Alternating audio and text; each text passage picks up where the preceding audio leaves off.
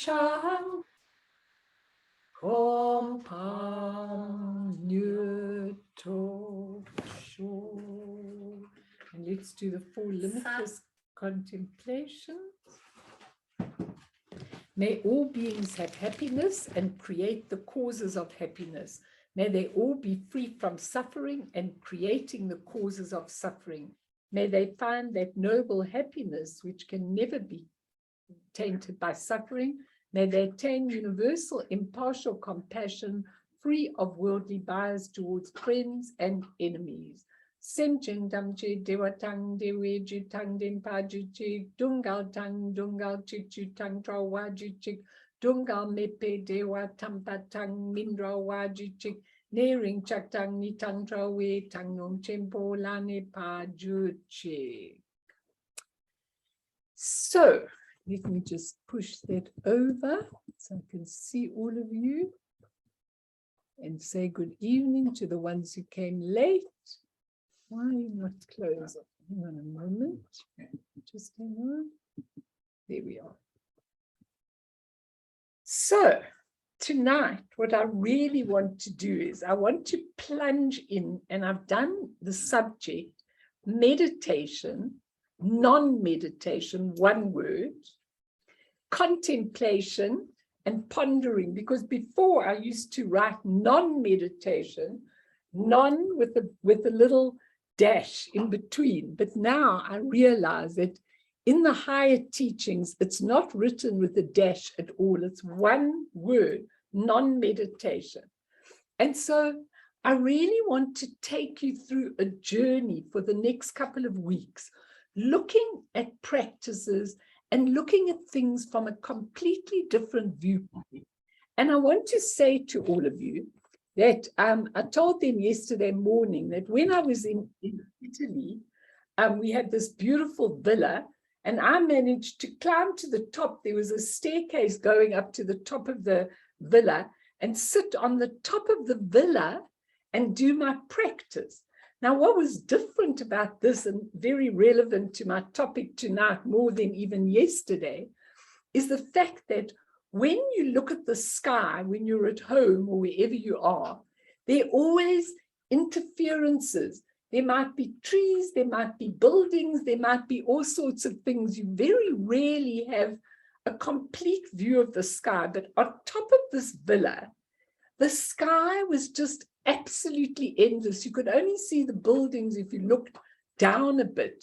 And I sat there, I made beautiful cushions, and that's where I did my practice.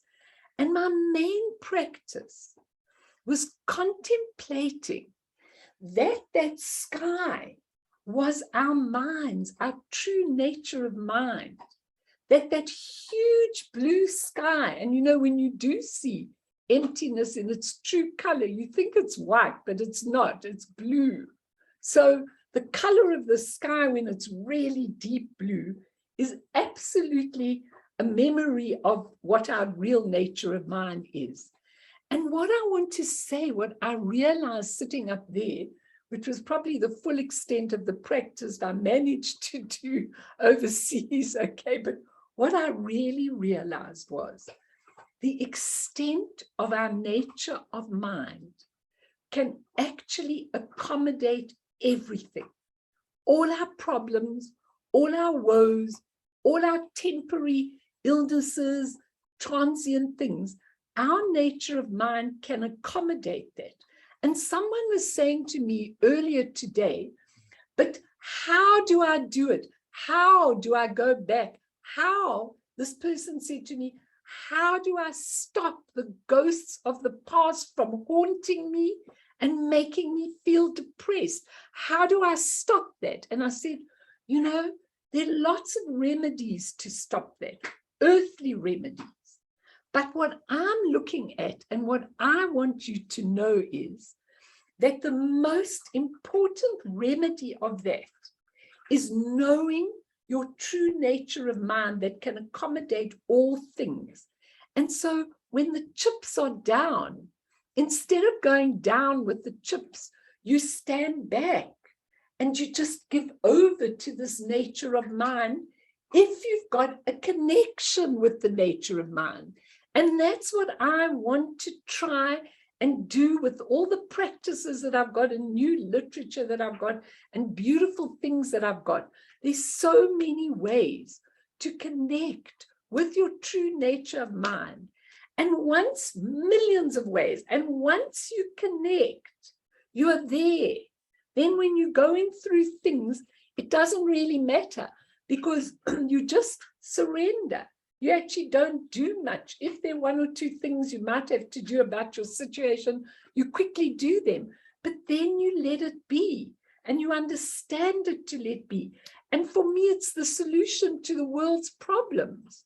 So it's very important. And I wrote this little story out, you know, Tulku Urgyen Rinpoche, the way he points out this nature that I'm talking about. I don't know that there's anyone else that can actually do it with such compassion and such, I mean, I'm sure lots can, but I'm saying he particularly does it.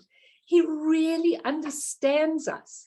So you feel like he's talking to you, and then you can really connect with it. So in his beautiful new book that I've got, he says, once you're stable in Rigpa, and Rigpa is real intrinsic awareness. It's not just knowing, it's real knowing. It's knowing the truth instantly, okay?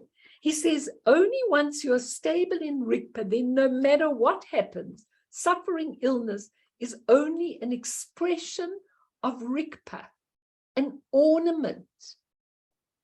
Now, I love that word that is used a lot in the Dzogchen, an ornament.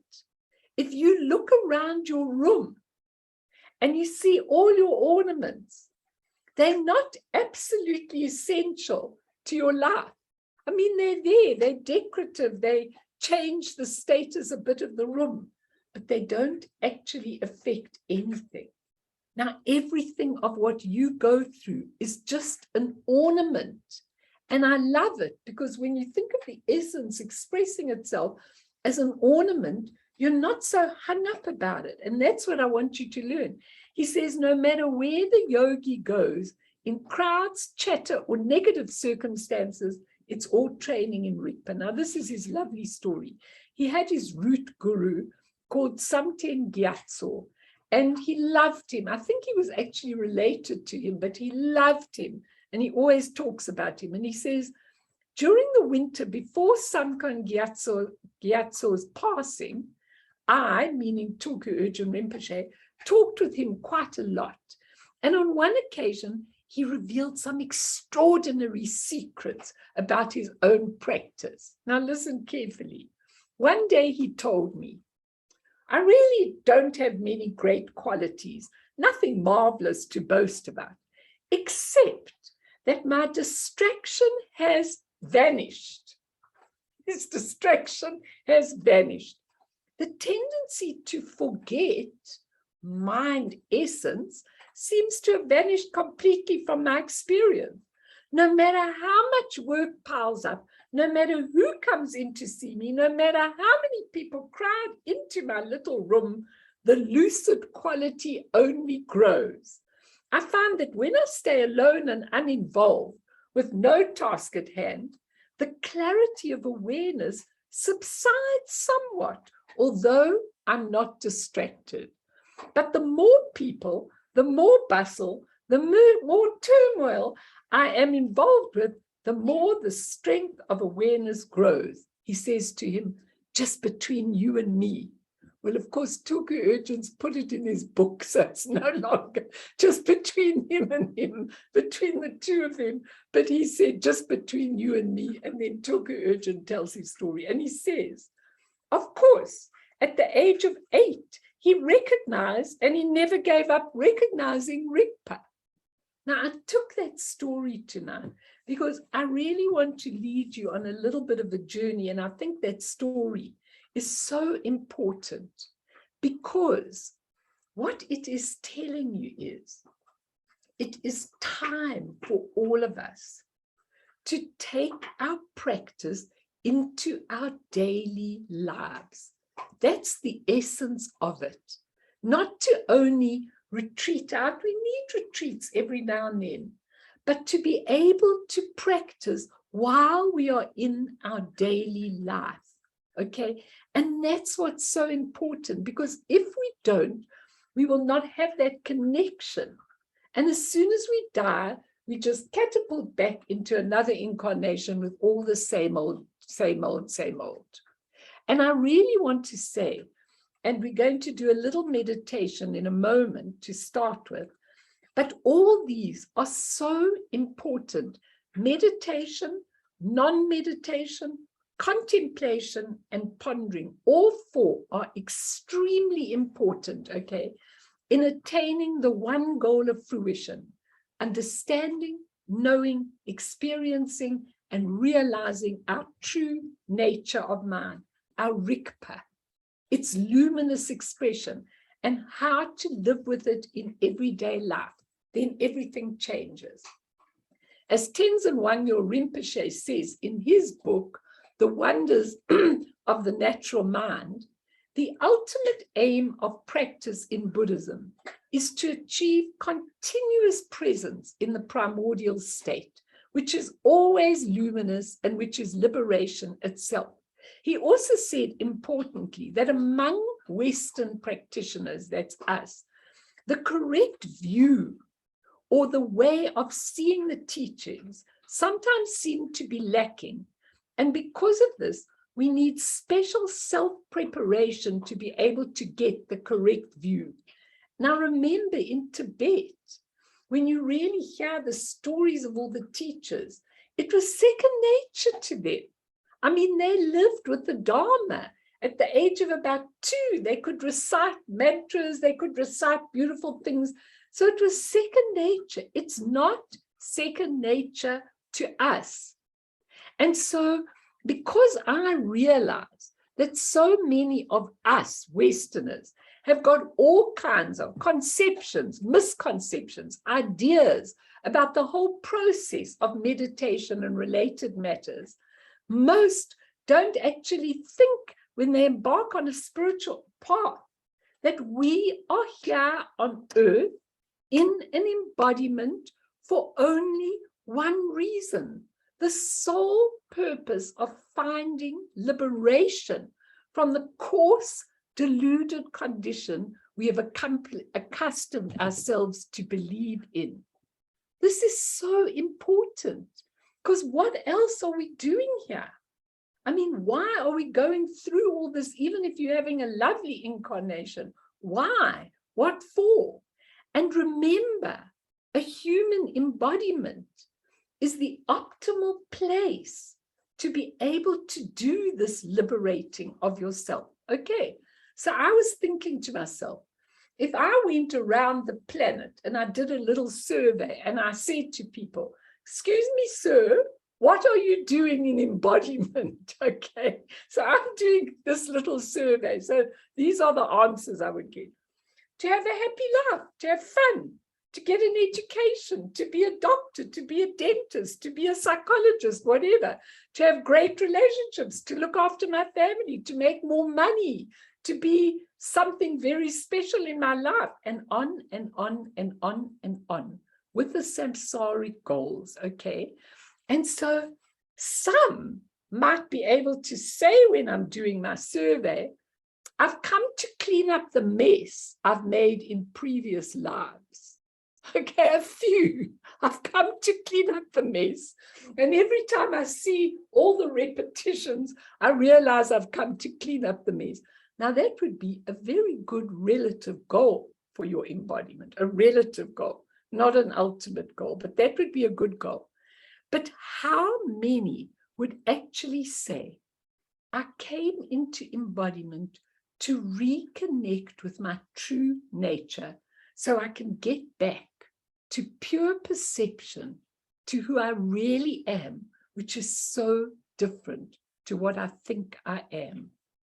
So in Buddhism, we are given thousands of different practices to do just that. And meditation always functions as a must in all these practices. But in my very humble opinion, okay, just my opinion from everything I've observed and all the teachings I've given for many, many years, in my very humble opinion. And as I said yesterday, I'm teaching some subject matter which is really delicate and pure, and I do not regard myself as anything of an expert of teaching. In fact, I regard myself on exactly the same level as any beginner or any person, but maybe I've just dedicated a lot of my life to searching for this, but I certainly don't have the answers. But from dealing with people over many, many, many, many years, in fact, 50, believe it or not, in dealing with people, I have learned the hang-ups, the things, how they go on a spiritual path, how they drop it, how their minds work. And in my humble opinion, most Westerners find it not a pleasure, in fact, difficult to meditate. Okay, why? Because we are trained in a particular way in our Western life. I mean, I was trained to think, think, think, think. That was rewarded if you thought and you were intellectual and you could get to things in that way. That's how we trained. We trained from word go. Our mothers say, just don't stop, do something, be constructive. And how do they say that? They never say, just sit and do nothing, because doing nothing goes against the grain of our Western life. And that's what we're going to learn over here, because we can't stop thinking. And it's not the thinking. Why I've brought up meditation, non-meditation, contemplation, and pondering is because it's not the thinking that is a problem. It is only the attachment, the fixation, the working it out, the intellectual pondering of all your thoughts that is the problem here. The thoughts themselves are made out of your pure nature. If you looked at them deeply, there wouldn't be anything solid there. But we make those thoughts solid. We attach to the good ones. We try and get rid of the bad ones. We try and negotiate things. We fixate on things. We think we won't think about them. And then we let them go. And then 5 minutes later, we pick them up again. So our problem is we have to see what the nature of these thoughts is rather than worry about the content. And we have to see what the nature of life is rather than worrying and being stressed about the content of life. And so no matter which of these four suit you, and Marcel, by hook or by crook, we're going to find one that you love, okay? Yeah, I don't care, okay? I'm just telling you that whatever you do in your practice, and if you want to do non-practice with awareness, that's okay. Just do a little bit of practice to get your awareness going, and then do non-practice with awareness, like I just told you the story of. But you've got to find joy in getting back to discover your true nature. That's the purpose. And yes, we do have to start with calm abiding. Eric, wherever you are, if he's here, well, I saw him come in. Oh, there you are. We do have to get back to calm abiding, which is shamatha practice in the beginning, only for one reason. Eric's going to fight with me, and that's fine. You can all fight with me. I've got no problem. Okay. Only for one reason. If I take a beautiful, precious jewel and I drop it into a lake, okay, and I don't have any clue, I was swimming and I've dropped it in this pool of water, this lake, okay, and I don't have a clue where to look for it in this big lake. I have to wait for the water to be still. And then I can find the jewel at the bottom only when I can see. If the water is murky, I can't see anything. So I've got to calm my mind in the beginning, and I'm going to talk about that. Why? I'm going to talk in a different way to how I usually approach meditation. I'm not going to teach you, this is step 1 of meditation, this is step 2. I'm going to teach you the free way of being when you get to a top of the mountain, and we'll talk about that in a moment. But I'm going to teach you more freedom in your practice for those of you that can. And those of you that can't, go back if your practice is serving you. But ask yourself every single day, am I waking up to my true nature? Are things starting to be different for me? Am I getting a different perspective? If you're not, then change the practice, change the way. Do some of the things I'm going to teach you about, because it's really important not to sit with a dry practice and get some dry teacher who says, this is what you've got to do every day. This is what you've got to do every day. You've got to do this. And then your Western mind goes, oh, I know I'm supposed to do it, but I really don't feel like doing it. And what's the blooming benefit of it? And why am I doing it? Forget that. You'll never get enlightened. And with plain, calm, abiding practice, you will never get enlightened. You will get a lovely, stable mind, which is something very important, but you will not get enlightened. Because to get enlightened, you have to find and connect with that true nature of mind, with that rigpa. So let's start with an unusual practice. I'm going to do lots of practices. I have some lovely, lovely things that I've got, which I'm going to do over a couple of weeks. But we'll keep doing little practices, not long ones. So everybody, I'm going to do something from Keith Dowman's Dzogchen Daily Practice. I'll tell you a little bit about it later, of where he's actually not starting at the bottom of the mountain, he's starting at the top of the mountain, okay? And it doesn't matter, anything you don't relate to that I'm giving you, just chuck it out. It doesn't matter. But if it connects with you, that's what my role here, before I leave this earthly body, I've got to get every single person that's coming my way to connect with their true natures. And if I do that, then I'll be so happy with everything that I do. So get into your meditation posture. And this comes from the great secret of mind, okay?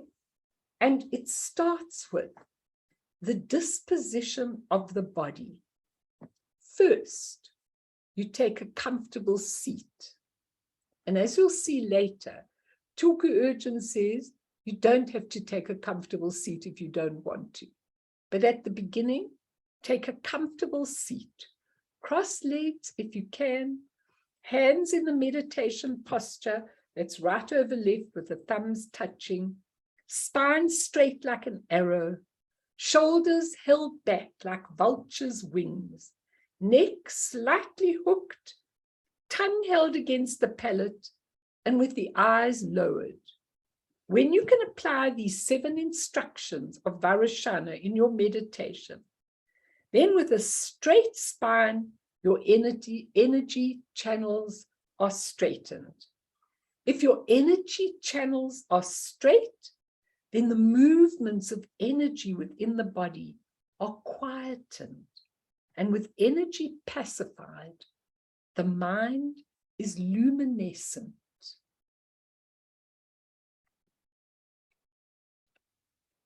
Now, this little practice is called the bones of Dzogchen practice.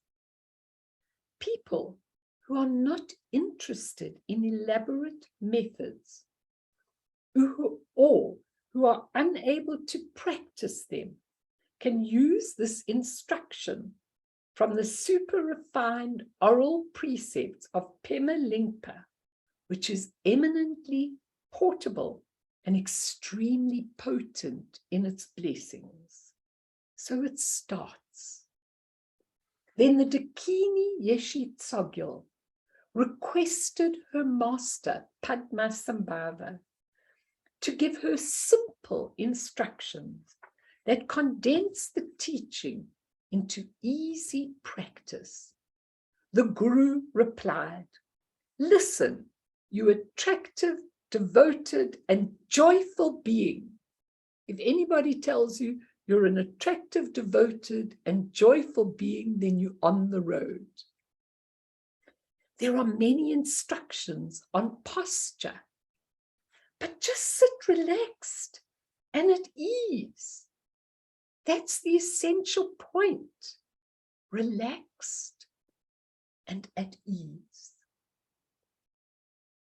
There are many precepts concerning speech and energy, like binding the breath and reciting mantras, but just be silent, like a mute. That's the main thing. There are many key points of mind to follow, like fixating the mind, relaxation, radiating and absorbing light, concentration, and many others. But don't worry about them. Just stay free and easy without trying to change anything. Just rest naturally. That's the crucial instruction.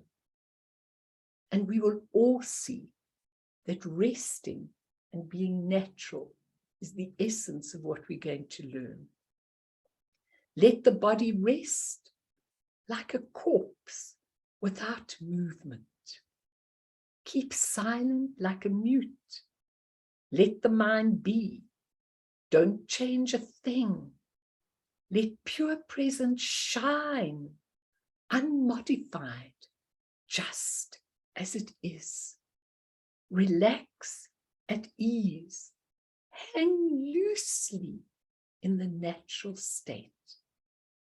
This is the best way, he said, to hold body, speech, and mind. There simply is no better method than that.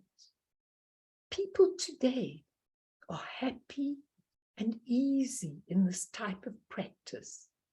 Whatever may be your practice, however, whether short or extensive, it is crucial that you completely understand the view of great perfection, which is resting naturally.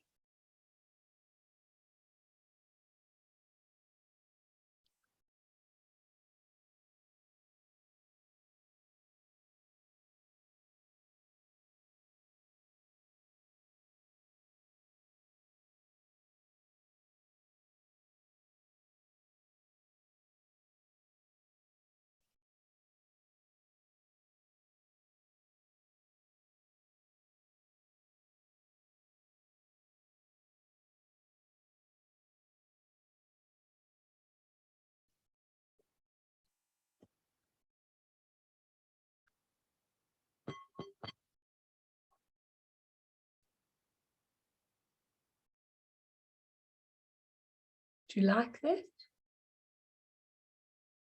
Simply doing nothing. I mean, that's all it is, just simply doing nothing. And that's what we can't do. We can do something, but we can't do nothing. We're not trained. So I'm going to train you to do nothing, which is really very, very beautiful, because I think when you train to do nothing, it's a different training completely and totally. So even though all these above four have many, many ways of defining themselves, depending on which practice or view one has, what I want to do tonight, and I'll stop now so you can say what you want, I just want to give you some broad definitions, like little paragraphs like that, of meditation, non-meditation, contemplation, and pondering. And when we do meditation, I'm going to take the absolutely delightful instructions of Tulku Urgyen Rinpoche, and I'm going to give them to you as though you were hearing them from him, because he just takes the basic practice and he just takes you to the top of the mountain, okay? And then he just gives it so simply, and he says you can move your body, you can do whatever you like. He doesn't care what you do, basically, as long as you connect with your true nature, which is quite different to the strict practices we often use. I remember at Sammy Ling, you know, when I used to go there for teaching and everything. I mean, after about 4 hours, I thought my knees were going to pop. You know, I found it really, really hard to sit absolutely still like that. I really did. And, you know, when I used to go to Annie Lama and say, Annie Lama, my knees are aching, my spine is aching, I feel terrible. I mean, I'm used to meditating for an hour, but sitting like that, like glued for 4 hours or something, I just can't do it. She said, that figures. That's all she said, that figures, you know. And the thing is that I don't believe in that. I don't think that was the way I found my connection, the bit of connection that I had. But I do understand and trust that that is the way of a lot of the masters. You know, they're strict and they keep you like that. And I mean, in Zen Buddhism and those kind of things, you know, they actually they actually whip you, you know, if you move and all of that kind of thing. You see, I can't relate to that. I can't do that. And my own practice, which I do a lot of, okay, but I never sit still and I move my leg. I mean, I sit still for a period of time, but I move my legs when they saw, I move my knees when they saw, I move my hands, I do whatever I really want. As long as the mind does not take its focus and start getting distracted, that's the teaching and that's the practice. And so, you know, I think with Tai Situ Rinpoche, I told you all when I first went on that long retreat, he just took one look at me and I could just imagine when I look back, what did he see? He saw a very untidy, murky, turmoiled mind. Okay, that's all he saw. And he has the ability, even though he pretends he doesn't, he has the ability to see right into you. Okay. And he just took one look at my mind and he said, now, and he never gave me another instruction after that. He always asked me what I wanted, which is so interesting because I then later wanted him to tell me what to do and he wouldn't. Okay. But the thing is, in the beginning, he said to me, you will go and you will do calm abiding until your mind subsides. Okay. Now that is my worst. Okay. I'm very happy to do the Vajrayana practices and everything, but don't ask me to just sit looking into space hour after hour because my mind doesn't operate like that. But anyway, because he instructed it, and Lama Yeshe phoned me just before I left, and this is what he said to me before I left. He said to me, you are going, you will probably see the master twice for 10 minutes in 6 months. He said, and you will listen to every single word he says. And I just said, yes, I will. Okay, I really will listen to every word he said. So when he said you will do Shama, you will do Shine practice, on and on and on, I did. And I got kicked out of the monastery. So I was in the Karmapas monastery after that. And I just did it and did it and did it.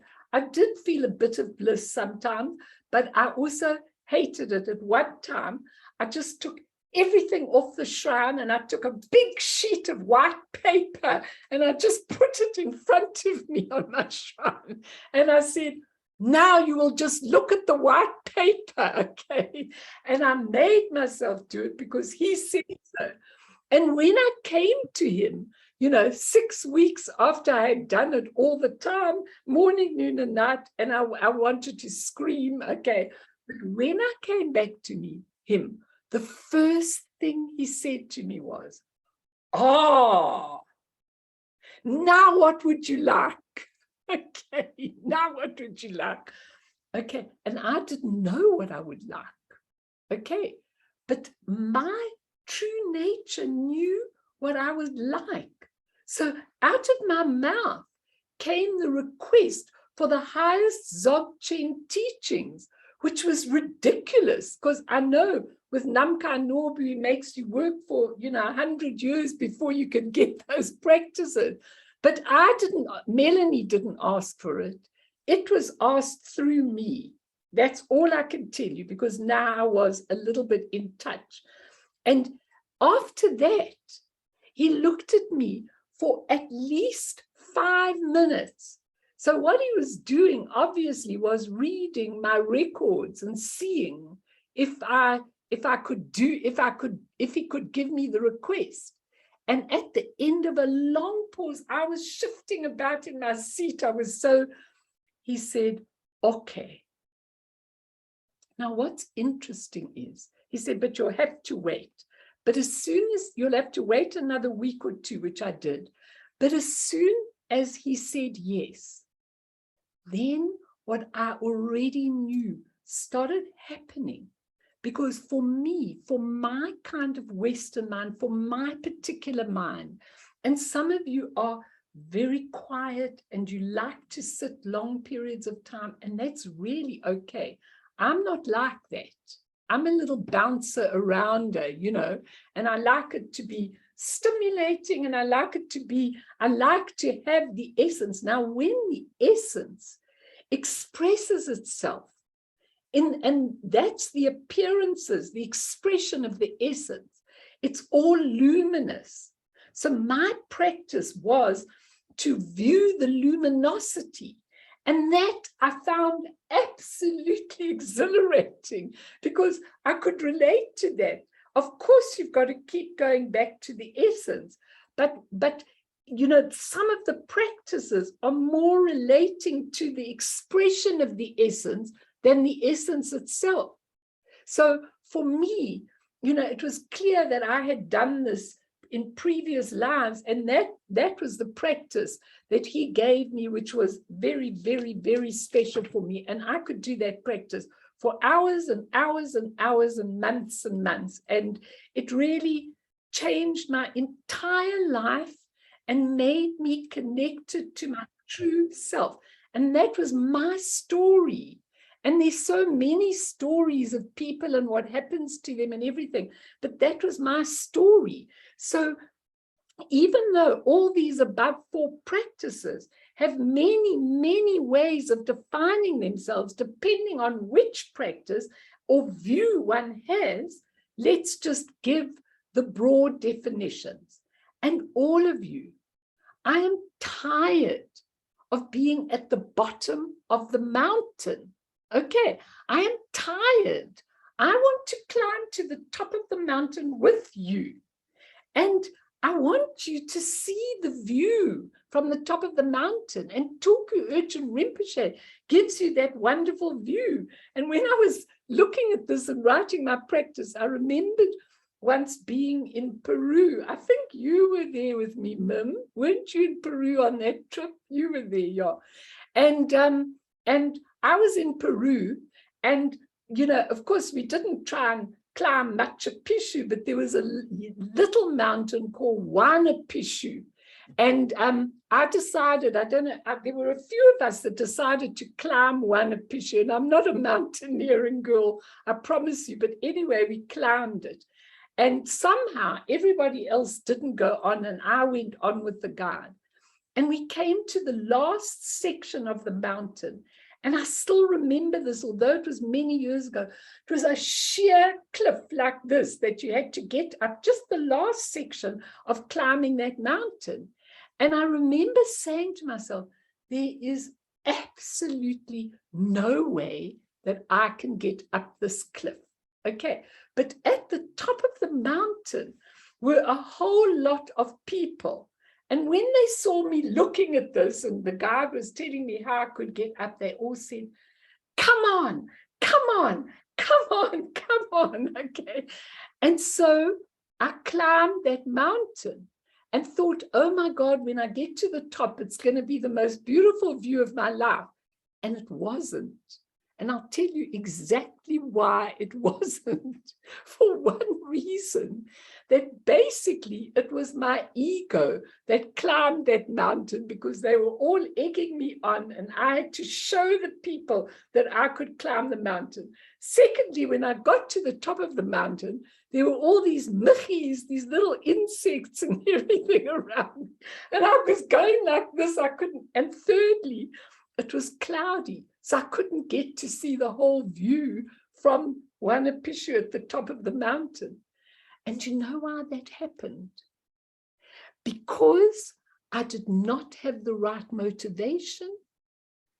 When I look back, I didn't have the right view. I didn't have the right motivation. It was all about ego or whatever else.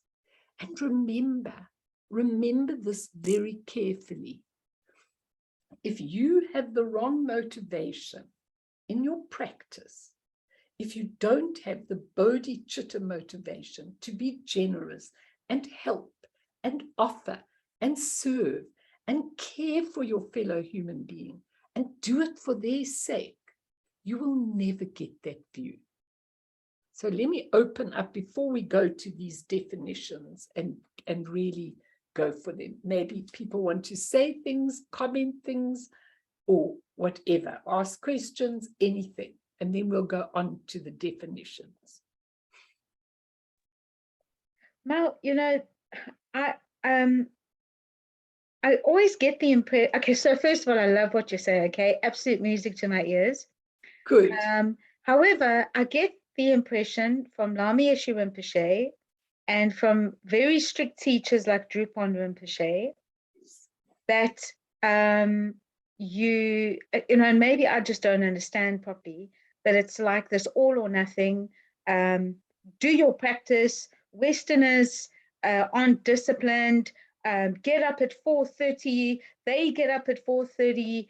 They have renunciated a lot in their lives. They want the same from us. And if we don't do that, then, Drupal Rinpoche, especially, he posts a lot of stuff on Facebook where it's very strict, very rigid, very my way or the highway. And my mind, when I read stuff like that, I'm like,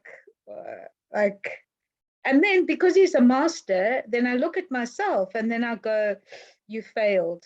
And then I have to look at myself and say, well, I love Tibetan Buddhism, but I'm not very disciplined. I am aware throughout the day.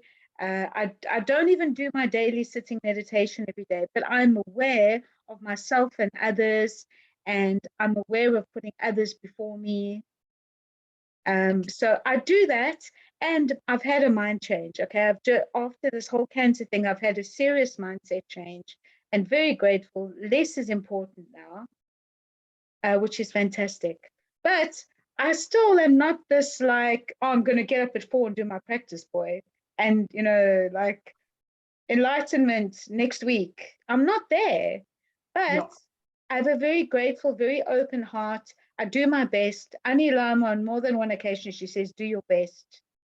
And that's what I do. But my mind has changed, and the Dharma has changed me. Yeah. You know what? I think that if you wouldn't have done what you've done, you wouldn't have got through this cancer, because it was dubious that you would in the beginning. And it's amazing that you. And it will be like that forever. By the way, it's not now. Oh, I got the all clear. Now I've got to really nurture myself. I've got to really be careful. What is the lesson? What do I need to learn? What is the deeper lesson? And keep doing the work. And Natty she also is going through a lot with her chemo treatment and everything. But let me say to you, and a lot of you are going through things. Okay, I just know that practice has got to be joyful. Yes. That's if Lama Yeshe has managed to teach nothing into my thick head. Yes. It's that. Okay, we've got to be joyful. Yes. And when you make a connection with your true nature, it's joy. because I cannot begin to tell you how many times I think of a particular way that I'm going to deal with something, and something else goes through me and it changes absolutely everything. And so it's that connection that is really, really important. You two want to say something, Sharon and Ron. Ron wants to speak. Please, I'd be happy. Well, it seems that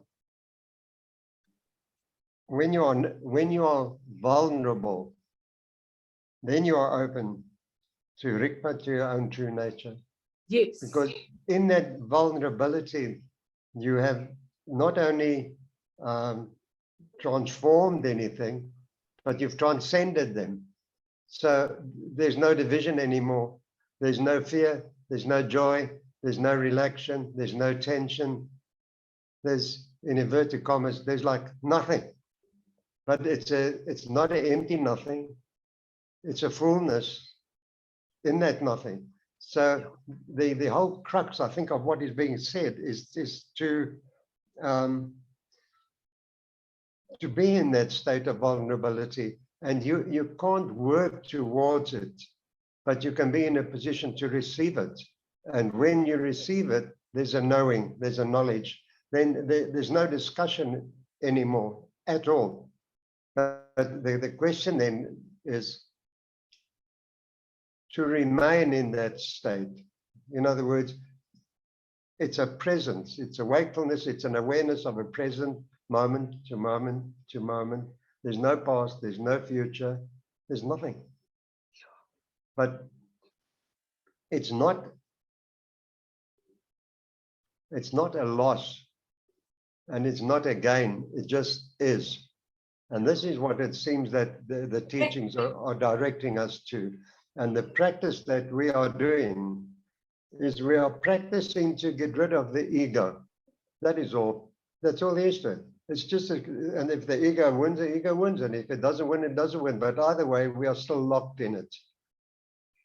But once we can just accept that there is an ego, finished, leave him. Let him do what he wants to do. And then you're not affected by it. You're not affected by anything else because you're in the world, but you're not of the world. That's what it seems like. I know, but you know, Ron, and what you're saying makes 100%, makes 100% sense to me.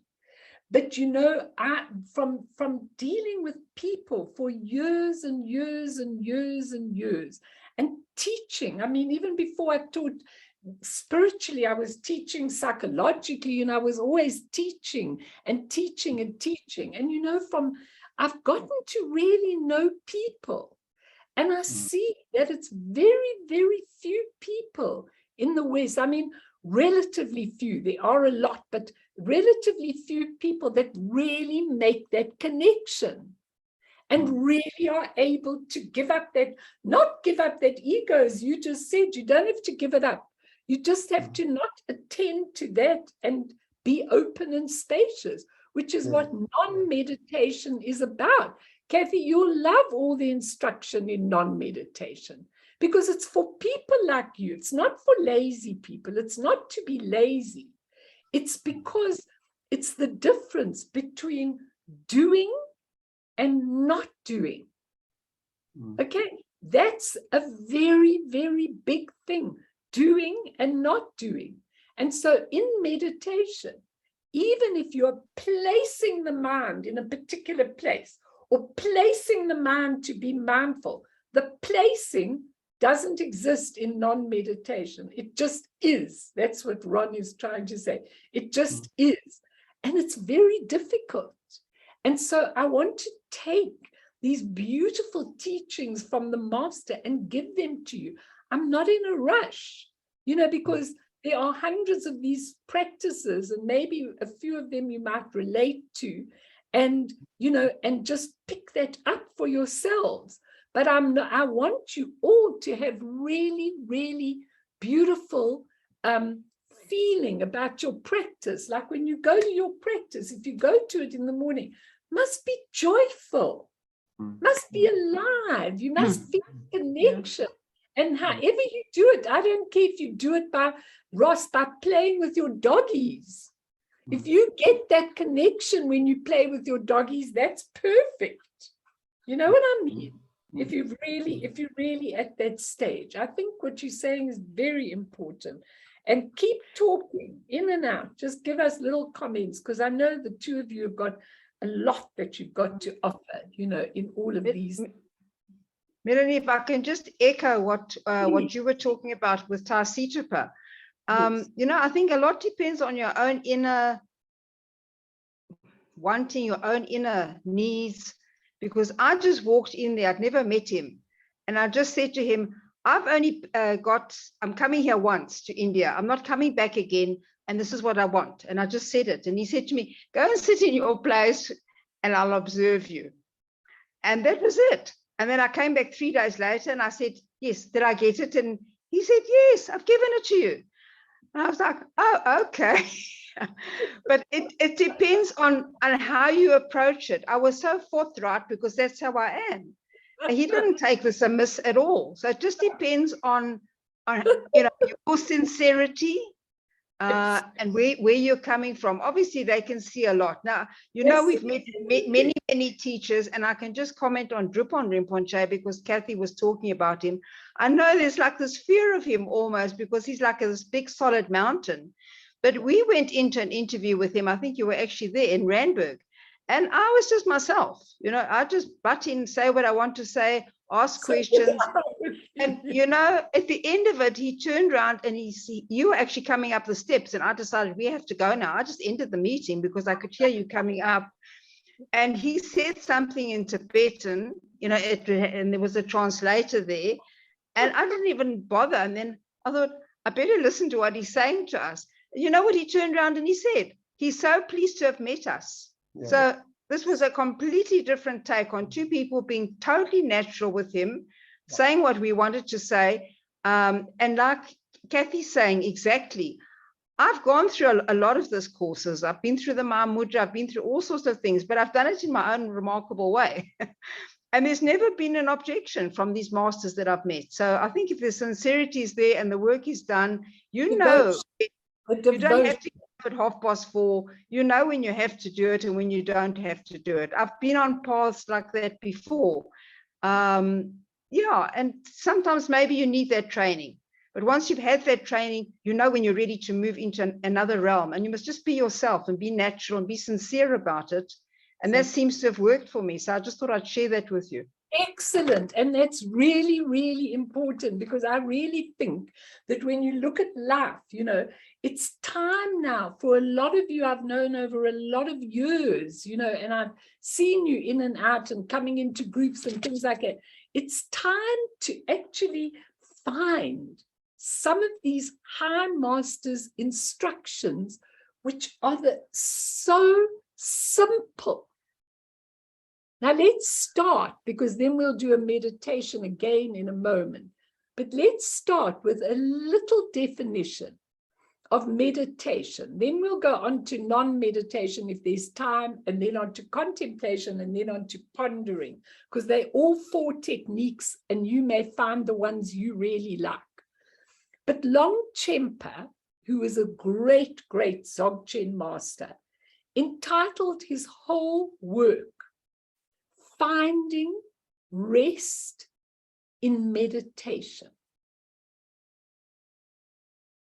Finding rest in meditation, meaning resting in the body, speech, and mind. Now, he distinguished between worldly and trans-worldly meditation in his work. He distinguished between the two, worldly and trans-worldly meditation. So he said worldly meditation is calm abiding. This is just in my definition. Then I'm going to teach you Tulku Urgent stuff after this. Worldly meditation is calm abiding, he said, which is how we start. But once our water is calm, and some bliss might come, if we stop there, then when this type of bliss is exhausted, he said, then samsara returns. So the calm abiding, sitting, and we'll do some now, the calm abiding is only one step to get the water to be calm. He said trans-worldly meditation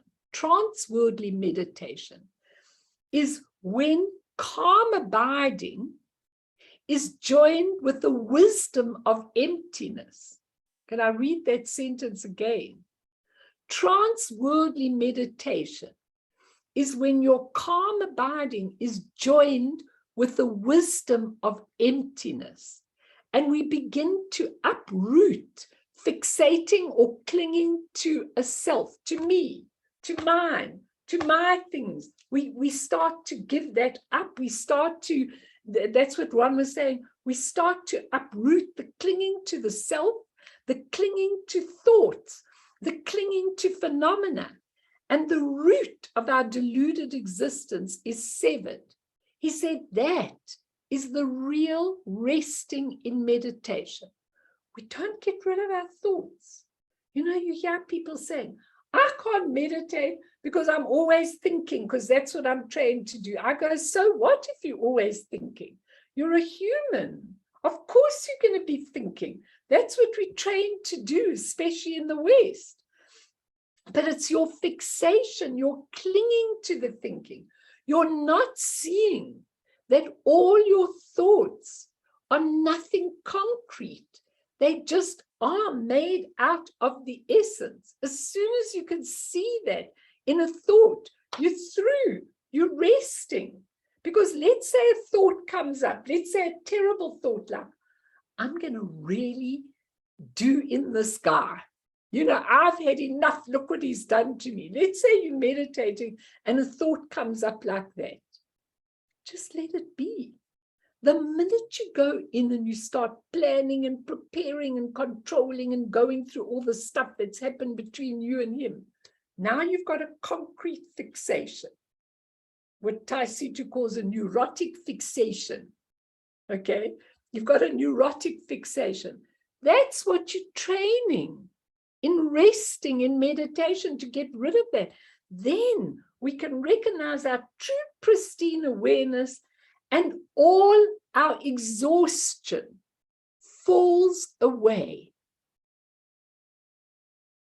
Now, what always amazes me is when I'm teaching, I'm never tired.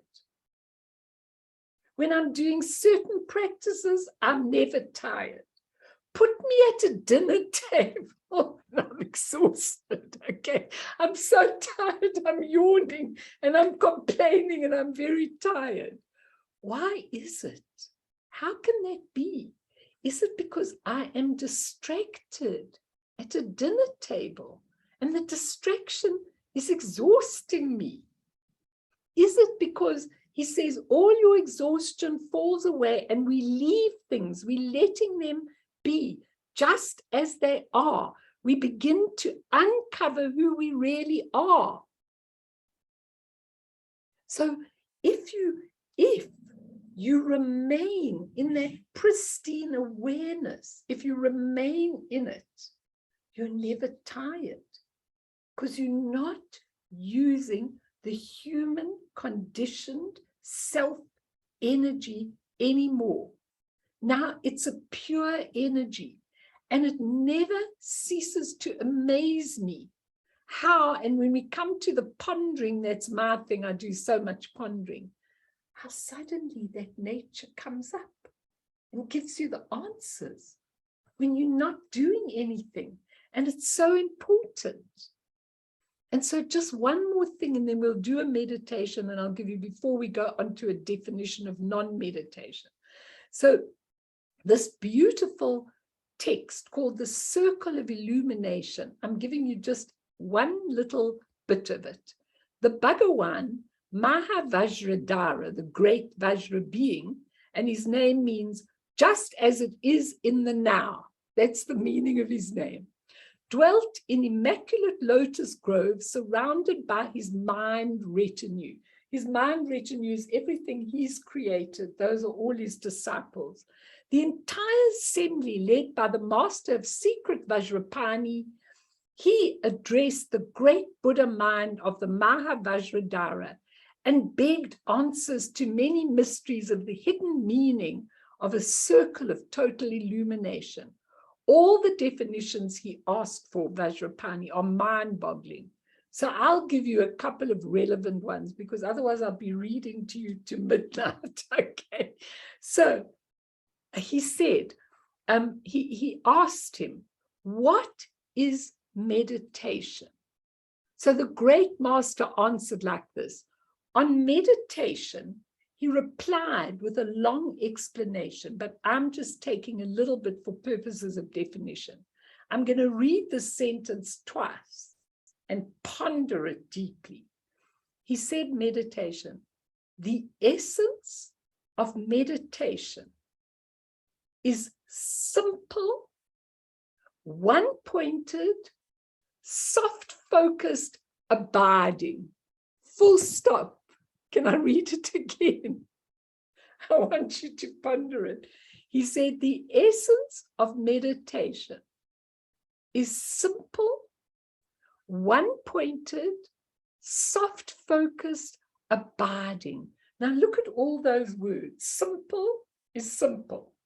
One-pointed, you're there for a purpose, but you're allowing the purpose to be shown to you. Soft-focused, not heavy focus, really making yourself do something. Abiding. What does abiding mean? If you abide somewhere, means you're there, you're living there, you're in it. So simple, one-pointed, soft focus, abiding. I love it. And you really should take it. And he said 2 categories of meditation: meditation with attributes, meditation without attributes. He said without attributes, you've got 2 types. Meditative method of total freedom from effort, and secondly, meditation requiring effort. Which one do you want? Do you want the meditation method of total freedom from effort, or the meditation with effort? Do you know that, Eric, even if you place the mind in calm abiding, that's effort. And you'll see when I give you all this stuff, whatever you do, there's no placement, it's just resting. And we can't do it. You know, Eckhart Rinpoche used to say, you all go on holiday and you never rest the mind. He said you run around when you're on holiday. We don't know how to rest our mind. You're all skipping me out here, I tell you. What? Okay, do you want to do a quick meditation? Because it's really important, and we can do it also with attributes. It's quite important that we do, but let's go to one of the meditations.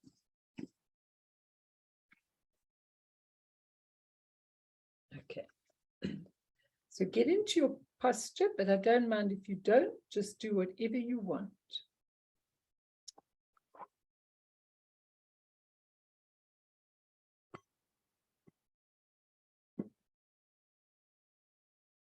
Maintaining pure presence. The pure presence that was introduced in the view is itself the meditation. When a single perception falls, in other words, when you think anything, when you feel anything, when you see anything, you let it hang loosely, but firmly, without modifying it in any way. And it rests in naked, empty, pure presence. When you cannot stay therein due to the sudden arising of thought, you just hang loosely in that thought.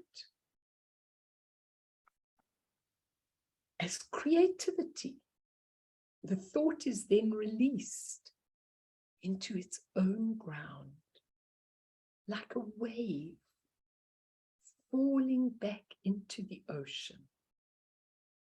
And Buddha is recognized in its absolute alpha purity. Engaging diligently and one-pointedly in this practice, you are confident, and with creativity optimized, constancy is attained.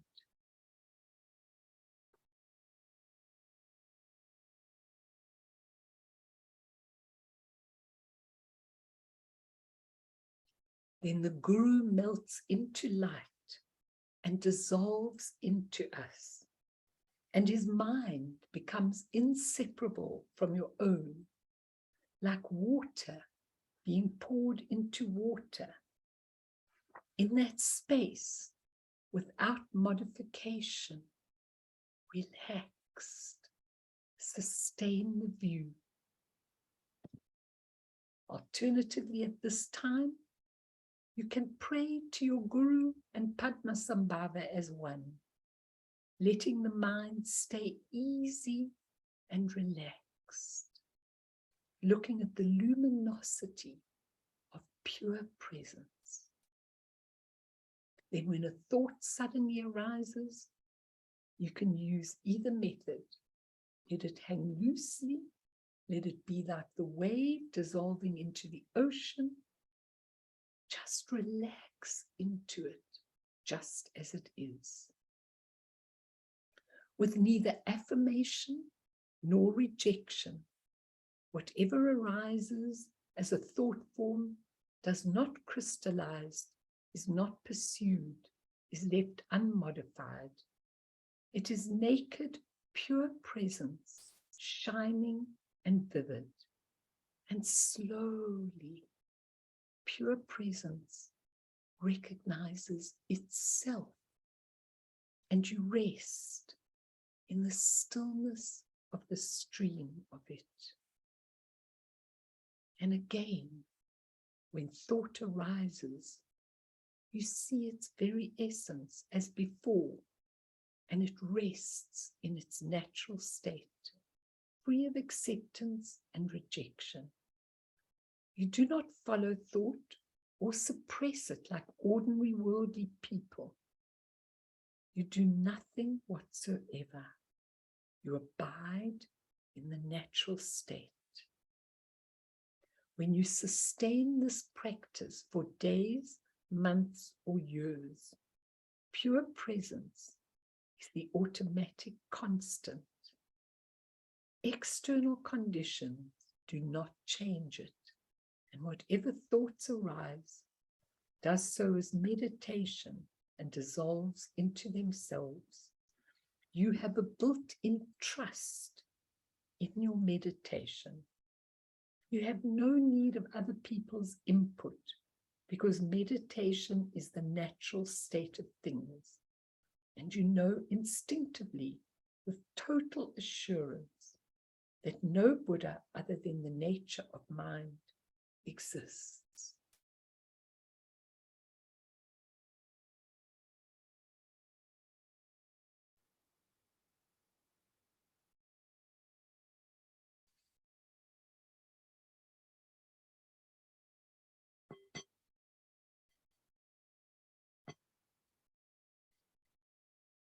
Fiona, could you get an R out with the rainbow? Could you do it? Could you do it quickly?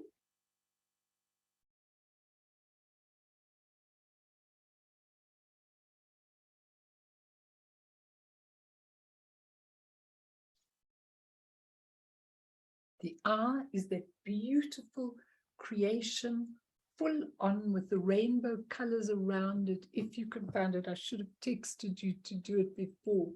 If you can, that'll be beautiful.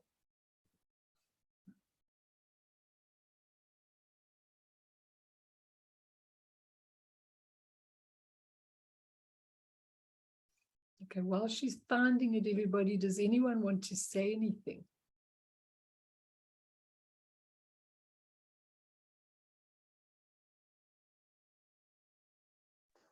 If nobody else wants to say anything, I always do. I have to stay true to form here. Hi, Mel. Thank you. It's been lovely. The first thing I want to say about that trance-worldly meditation And the point is to unify your shamatha with your realization of emptiness. And then you will never return to samsara. And the way I decoded that was, of course, for me, shamatha is what provides the irreversible aspect. It gives things staying power. So the definition of meditation, simple, one-pointed, soft, focused, abiding. If I want to cultivate anything, because that's another definition for what's the word in Sanskrit for meditation? It also means to develop, to cultivate. And so if you want to really develop something, you need to have that sustained voluntary attention on the topic, on the ideal that you're trying to cultivate. And when you cultivate it like that, when your mind is unified, right? It's not all over the place or scattered, then your whole mind is able to attend to the realization of emptiness. And that realization, the discoveries and insights you make, completely, you know, the mind is completely submerged in it. It's drenched in there. And every aspect of the mind is involved in the realization, so that the realization and the discovery goes in so deep that the delusions never recover. Okay, and then it becomes irreversible. Okay, but stop right there, okay? Because you see, what you're missing, what you're saying is absolutely correct. I'm not in any way criticizing it, okay? But what you are missing is that that is absolutely true for the type of meditation, you know, that you are doing. And as I said, there are hundreds of types.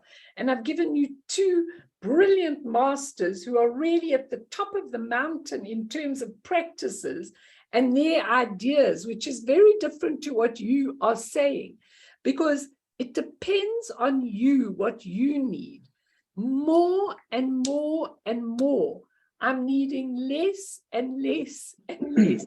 I'm needing less external things and external practices and external shrines and external, because you start relating to it inside. So what you're saying does make sense to me, but you have to really be careful, because you like one-pointed, but one-pointed, he changes with soft focus. Okay, now when you get something harshly focused or concentrate on it, it's not soft focus. So just be careful of that, because I'm trying to lead you. I'm just going to, before we end tonight, give you some of the really, really differences between meditation and non-meditation without a hyphen, okay? Because it's like really important to listen very carefully to that. Have you got that, Afi? Okay, so everybody go back into your meditation state. Everyone go back. And let's just do, this will be like a shamatha with a focus, only if you want to. So I want you to just breathe in and breathe out. This diagram is actually everything, okay? The R is the creative form in the Tibetan language.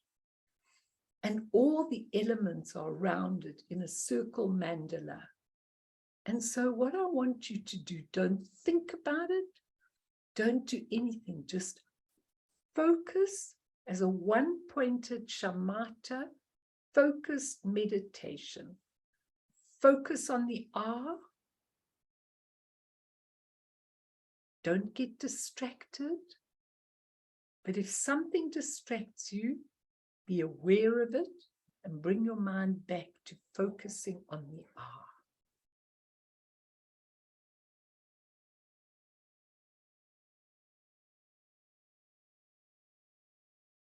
Soft focus.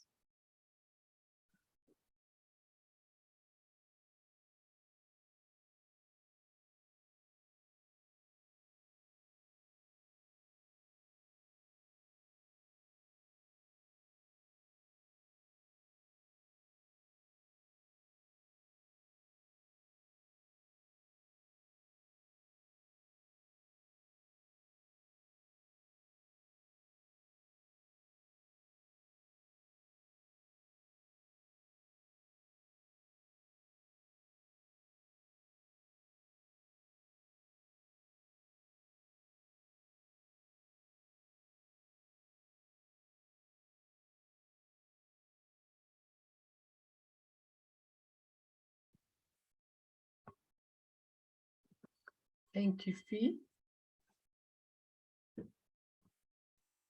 That is a very, very good way of having a focus of shamatha, because that's a very special thing, but don't analyze it. Just let your mind softly focus on it and use it as a calm, abiding meditation for those of you that really want. Okay? Any questions or comments? I've got one more, Mel, because there's nothing in the formal training that has to do with the relaxation aspect of achieving shamatha. So because we're living in a whole other world than where these masters lived in. I mean, in their time, you never went faster than a horse. What they would do for fun in Tibet was go look at goats. I mean, there wasn't really anything exciting. They weren't living in this ADHD world where there's this constant demand on our attention, you know, all over the place, the phone, the work, this, that, it doesn't stop. It's endless with the radio and the rest and the trauma and the tragedies. The point is, when I hear soft focus, I still hear the calm aspect of calm abiding, because the relaxation part is for us like what you call it, the Westerners, or those raised in a Eurocentric civilization. It's not like how they used to be back in the day, 1,000, 2,000 years ago, 800 years ago. So today we have to add an extra step. That's why it's so annoying to do calm abiding for us, because we're not that kind of people. We're not already relaxed. So Alan Wallace adds in the full, like the body awareness, to get the relaxation first, and then stability, and then your clarity. point, Eric, because I want to do the differentiation. I don't know, just get to your actual point, quick. Yeah, the point is we need to relax before we engage our shamatha meditation. We don't just go in straight to the focus, to the what you call it, the vividness. We have to prepare a base of relaxation, then we work on stability, and then we work on the clarity, that sharp focus. Too many words. You'll never get to non-meditation with all those words, okay? Stop now. Let me do what needs to be done. Because I really, you make sense in a lot of things you say, but you need to go with your heart and find exactly what you say. Stop now. So I just want to give you, before we end tonight, quickly, a couple of definitions, and we'll go back, of the difference between meditation and non-meditation, just so you can start pondering it during the week. Okay, non-meditation is a form of meditation that cannot be contrived. It is natural and spontaneous. Meditation, and this is for you, Eric, is governed by a series of instructions imposed by the rational mind and then practiced as a discipline with a specific goal. So the one is natural and spontaneous, and the one is you take your rational mind, and this is what you've got to do, and this is what you've got to achieve, and you go and you do it, even with calm abiding. Non-meditation is the natural efflorescence of the mind when the intellect is at rest. So non-meditation, as soon as your intellect rests, and Eric, I'm waiting for your intellect to rest. I'm waiting. When your intellect rests, then you've got a natural efflorescence of the mind. It's kind of a radiance. Can you all understand? It's a kind of radiance that shines out of you. Meditation has a starting point and an end in time, a duration of focused concentration and a product. Non-meditation has no beginning, no end. It has non-temporal reality. There's no time. It's with you all the time, all the time, all the time. Non-temporal reality. So just for next week, we will go into this non-meditation, okay, which is prescribed in the Dzogchen practice.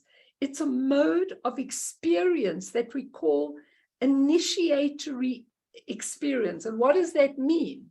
It means we cannot will our way back into the nature of mind by thinking or meditating. Non-meditation is achieved by doing nothing at all, which is our hardest thing.